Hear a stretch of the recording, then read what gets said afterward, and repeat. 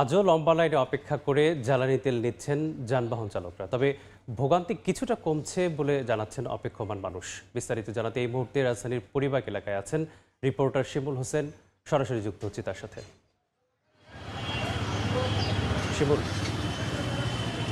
আছি মেঘনা ফিলিং স্টেশনে, রাজধানীর মেঘনা ফিলিং স্টেশনে আছি এই সময়। আর যাত্রীদের গ্রাহকদের কিছুটা হলেও ভোগান্তি কমে গেছে। এখানে আমরা দেখতে পাচ্ছি যে সকাল থেকেই মোটামুটি প্রায় 2 থেকে আড়াই ঘন্টার সিরিয়াল দিয়ে লাইনে দাঁড়িয়ে অবশেষে গ্রাহকরা তেল পাচ্ছেন। এর আগে আমরা দেখাইছিলাম আপনাদের সাথে যে আগের দিনগুলোতে আমরা দেখেছি ভোর রাত থেকে গ্রাহকরা এসে লম্বা লাইনে অপেক্ষার পরে তারা তেল সংগ্রহ করতে পারছেন, কিন্তু সেই ভোগান্তিটা কিছুটা কম দেখছি মেঘনা ফিলিং স্টেশনে। আজকে মোটামুটি 2 থেকে আড়াই ঘন্টার লাইনের পরে অবশেষে গ্রাহকরা তেল পাচ্ছেন। আর এই অল্প ভোগান্তি কমিয়ে আসার পেছনে গ্রাহকরা জানাচ্ছিলেন যে ফুয়েল পাস অ্যাপের ব্যবহার এবং পাম্পগুলোতে যে সরবরাহ, তেলের সরবরাহ, জ্বালানির সরবরাহ বাড়া, এই কারণগুলোকে তারা মনে করছেন।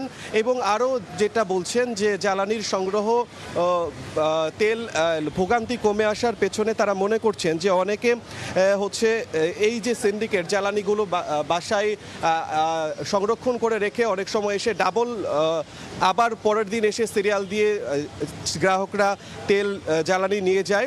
সেই জায়গা থেকে আমরা গ্রাহকদের কাছ থেকে জানতে পারছি যে তাদের ওই সিন্ডিকেটটা কিছুটা হলেও কমে গেছে, যেহেতু ফুয়েল পাস অ্যাপ ছাড়া তারা তেলের ফুয়েল পাস অ্যাপ ব্যবহার ছাড়া জ্বালানি সংগ্রহ করতে পারছে না।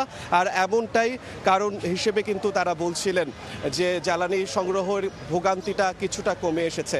আজকে আমরা তেমনটাই দেখানোর চেষ্টা করছিলাম। তো এই ছিল আমার কাছে সবশেষ।